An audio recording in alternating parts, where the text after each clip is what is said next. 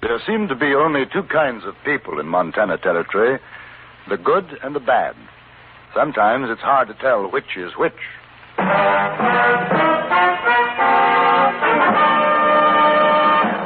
Frontier Gentleman. Now, starring John Dehner, this is the story of J.B. Kendall, Frontier Gentleman.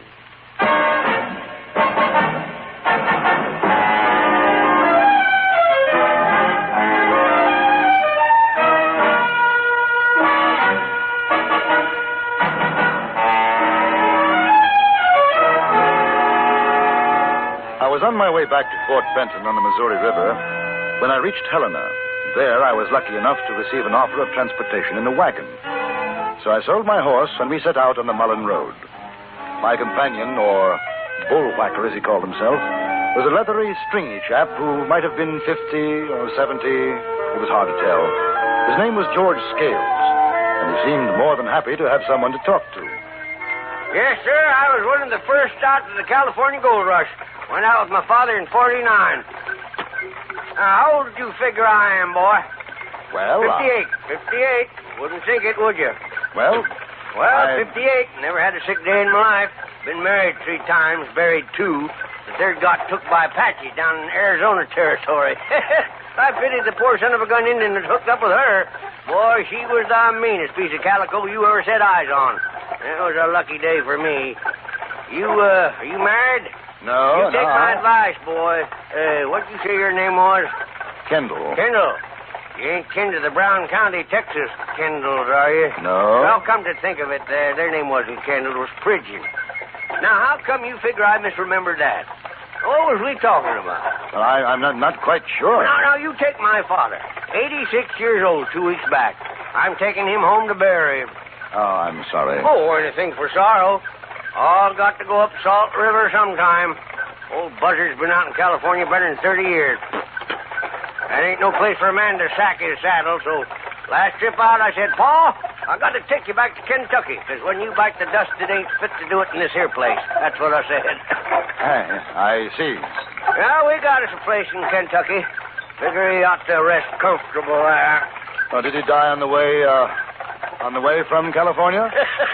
If he did, but since you got on back in Helena, oh, the old buzzard ain't dead yet. He's asleep in the wagon. Oh. Eats and sleeps. Ain't much else to do, I guess. Old buzzard, deaf as a post. When he wakes up, you just say hello, smile at him, and he'll think that's just fine, just fine. Oh, you want a chaw? No, thank you. You don't talk much, do you? No, I suppose not. What's your business? I'm a newspaper correspondent.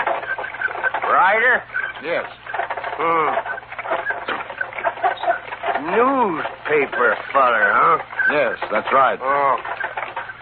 Had me a run-in with one of your kind back in 62, maybe 63. I was a mule skinner with Major McCleve down in the Apache country.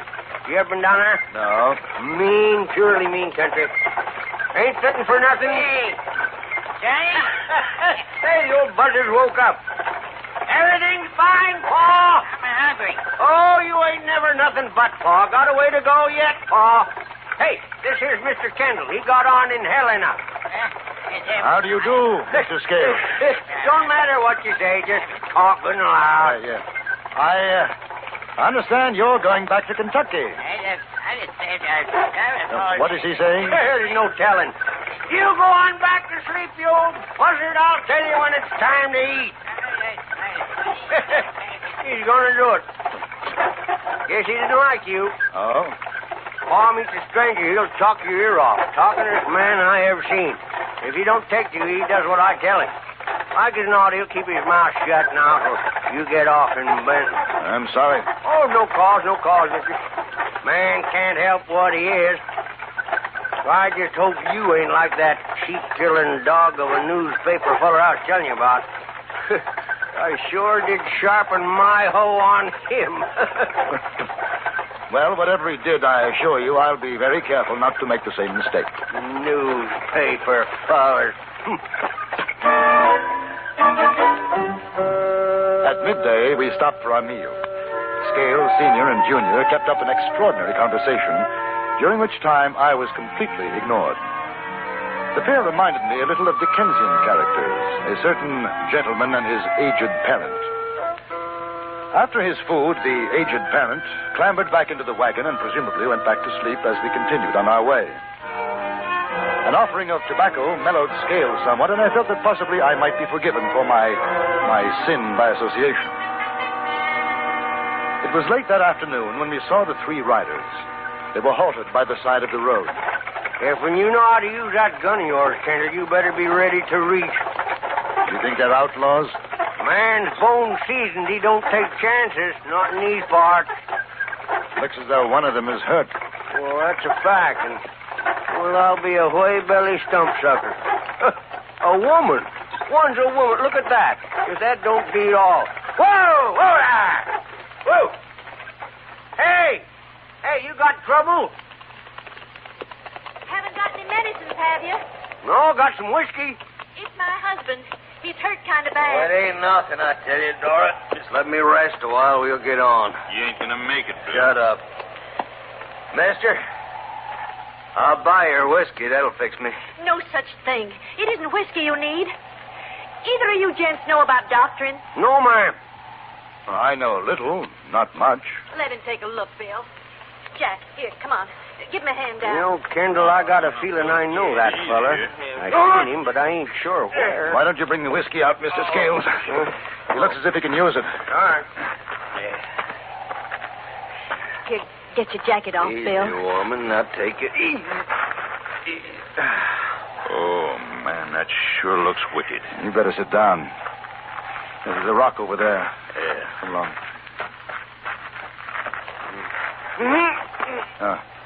When did it happen? 3 days ago. Did you get the bullet out? No. I'm all right, I tell you. Just let me rest. You're not all right. That's gangrene, the shoulder and arm. There's a doctor in Helena. It won't take you more than 3 hours to get there. We ain't going to Helena, mister. We're going to Fort Benton. But that's over 100 miles. You've already got a fever. If I were you, You I'd... ain't me. Oh, Bill, he's right. Now, please, let's go back. No. I think I could remove the bullet, but that won't help. You ain't no doctor. Hey, pour some of this panther juice in your gizzard. Cure everything from the rattles to... No. Ain't gonna cure that. Give me the bottle.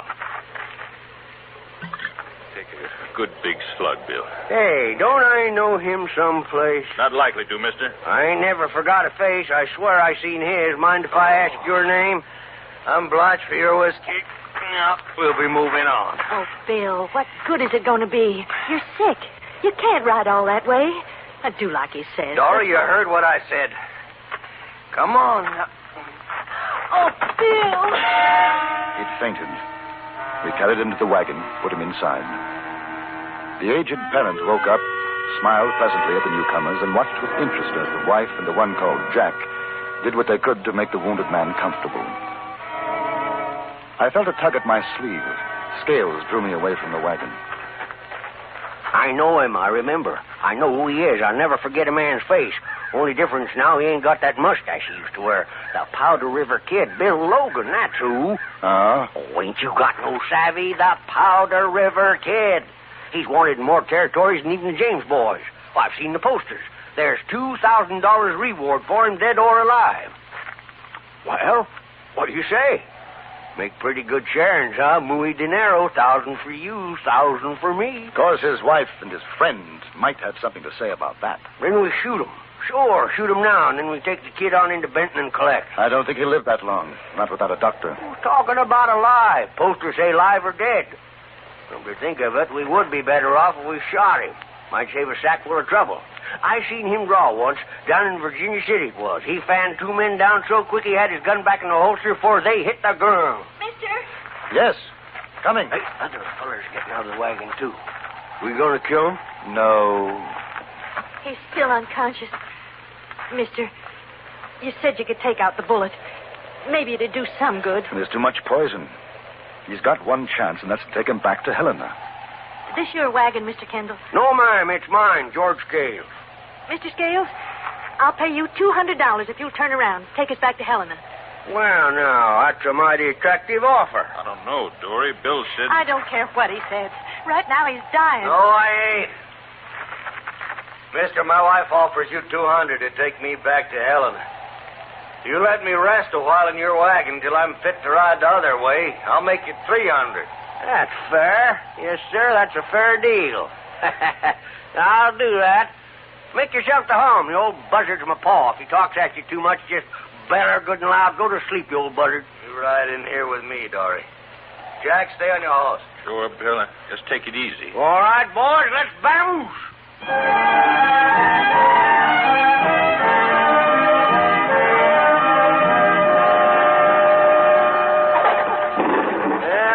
Be getting some rain by and by.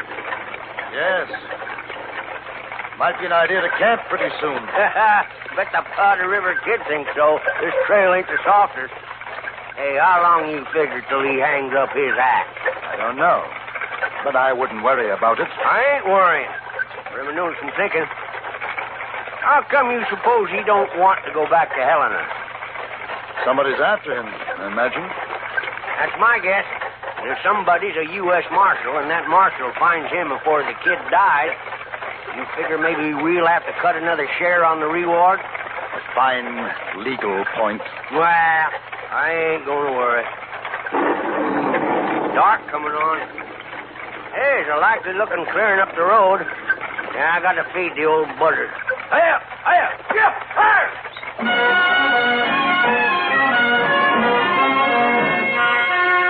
After the supper, I walked away from the camp to a rise overlooking the Missouri. There were flashes of lightning in the east, and you could see the outline of heavy, black clouds. But there hadn't been any rain yet. I stood for about 10 minutes smoking my pipe. Then I heard steps behind me. Scales said you came up this way. How's your husband? Oh, I think the fever's worse. Will he make it? I'm not a doctor. You don't have to be. You should have gone back to Helena. He couldn't. He was afraid to. Scales knows who he is, doesn't he? You know. Yes. There's been a marshal trailing us for 6 months. He caught up with Bill in Helena. My brother Jack helped him get away, and we hid out in town for 3 days. Well, why didn't you get a doctor? Oh, he wouldn't let us. There's a reward. Bill was afraid a doctor'd try and collect. Just like your friend wants to. He is pretty obvious, isn't he? Oh, man's luck runs out. Coyotes started snapping for the leavings. Me and Bill was on our way to Benton before the marshal caught up with him. We figured on going back east. Were you and your brother both working with Logan? No. And Bill hasn't done anything wrong since we was married. Mr. Kendall, I'll tell you a straight thing. I haven't been what a man like you'd call a decent woman. Most of my life, I've been a wild one. But not since Bill. I wish I could help, Mrs. Logan. I really come to ask you to... I saw it done once before with a man's leg that got like Bill's arm. They cut it off. Yes, I had thought of that. It's too late. The poison's in his shoulder. It wouldn't do any good. I'm sorry. A preacher out in Utah married us. He'd never heard of the Powder River Kid. He thought we was nice folks. Well, I better get back to the camp. I went with her. Jack was with Logan in the wagon. Scales' father was sitting on his haunches by the campfire, sucking on a piece of root candy and whittling a sliver of wood. He rocked back and forth, humming to himself. Scales leaned against a tree, ruminating on a piece of tobacco. He beckoned to me. What'd she want? She wanted me to cut off his arm. That's a woman for you. You aim to do it? No, wouldn't do any good. Probably kill him. You sure wouldn't think he was a gunslinger, would you? Not now, you wouldn't. Sick and whimpering like a dying pup. You think we could go on tonight? Not on this trail. With the rains coming, no, sir. Besides, the old buzzard don't like traveling in the dark. Yeah, I hope he don't keep that up all night. None of us will get any shut-eye. Now lie back. Lie back, honey. It'll be better. Anything I can do, Jack? Now, Bill, it's all No, he's sick to the head right now. Don't even know Dory. Honey, don't. Dory says you know about us. We figured so. I think you're all right, Kendall. My sister does, too. But I want to tell you not to start thinking about that reward. A few minutes later, it began to rain and continued intermittently all through the night. But the dawn was clear and bright. It took the combined efforts of oxen, horses, and men to take the wagon back onto the trail. The wheels had sunk nearly hub-deep in mud. But as the sun rose, we were on our way northward again. Bill Logan was no longer delirious, but in the grayness of his face, I knew that he didn't have long to live. It was during the early afternoon that his wife called out to me. Mr. Kendall, Yes, will you come back a minute? all right. Maybe he's dead, huh? Maybe. He wants to talk to you. Sorry, go on up with that bullwhacker. What I got to say is private. Make him stay quiet. Come on over closer, will you? Is the old man asleep? Yes. Now, listen, I'm finished. I ain't a doctor. Nothing gonna help me now. I'm feeling. Now, I never asked a favor. No man in my life. I'm asking one now. What is it? There's a reward for me. It ain't much, only $2,000, but it means something for Dory. I ain't gonna pay no reward for a man that's died natural like.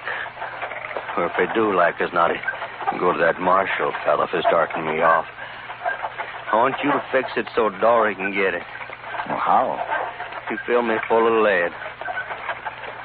Shoot you? Yeah, shoot me. No. I trust you. You see, I trust you to give the money to Dory. Oh, you're out of your head. No, mister. I ain't last night, but not now. It's the best I can do for her. She's a good woman. Now, let me give her something so she don't have to go back to what she was. I can't kill you. You got a right to.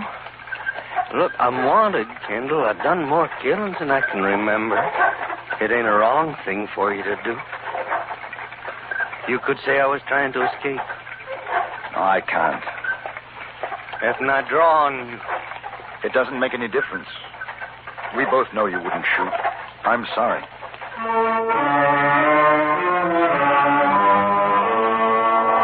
I don't think he felt very much pain after that. He just drank Scales whiskey and talked quietly to his wife. He died just before the sun went down. Well, I guess he's dead now. I think so. You figure she'll want to take him into Benton or bury him out here? I don't know. Sure does seem a shame and a sin to see that reward go up in smoke. Perhaps it doesn't have to. How do you mean? How come? I could ride back to Helena. Wouldn't take more than a few hours. What good did that do? Well, I'd take him back with me. Yeah? All you have to do is to see that they don't try to stop me. Listen, boy, for $1,000, nobody's going to stop you. The old buzzard's still spry enough to hold a gun. I just have to tell him who to point it at is all. Hey, how do I know you'd come back? Well, I imagine you'll just have to take my word for it. Ain't never trusted a newspaper feller yet, but I guess there ain't no choice. I give you my word of honor. I'll come back. All right.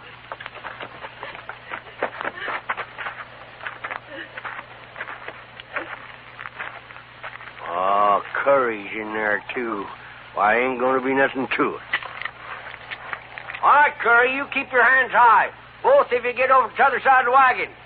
The Powder River kid's going back to Helena. Scales shouted instructions to his father, who disarmed the dead man and Curry, then held a gun steady, a smile on his old face, head nodding approvingly. I took Logan's body out of the wagon and tied it onto a horse. Just before I rode away, I saw Mrs. Logan watching me, crying, a soundless, terrible cry. I must have traveled 10 miles in the night before I found the courage to do what I had to do. I led the horses off the road, tethered them, and took down Logan's body. He looked peaceful.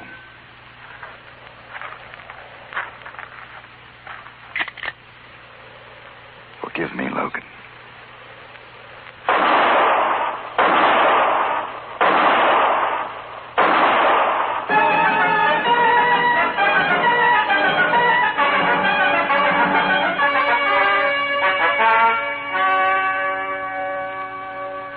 I delivered the body to the marshal in Helena and collected $2,000 reward for the capture and killing of Bill Logan, alias the Powder River Kid. Then I took the horses and rode back to where I'd left the wagon. Did you get it, boy? Did you get the money? I got it. One of these days, I'm going to catch up with you, mister. Get on your horse.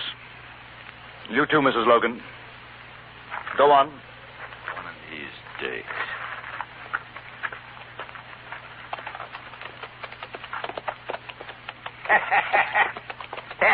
That was fine, boy. Fine. Now, come on. Let's divvy up. Afraid not, Mr. Scales.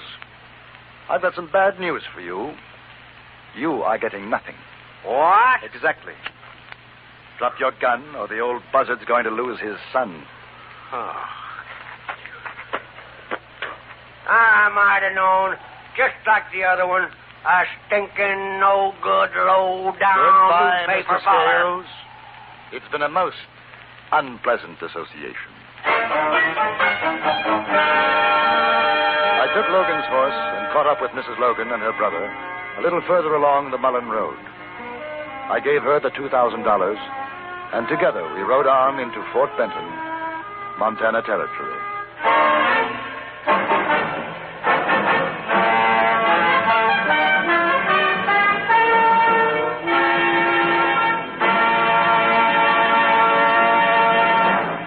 Frontier Gentleman was written, produced, and directed by Anthony Ellis and stars John Dehner as J.B. Kendall. Featured in the cast were Joe Kearns, Paula Winslow, Larry Dobkin, Barney Phillips, and Robert Roudier.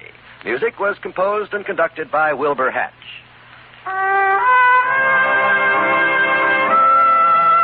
Frontier Gentleman has come to you through the worldwide facilities of the United States Armed Forces Radio and Television Service.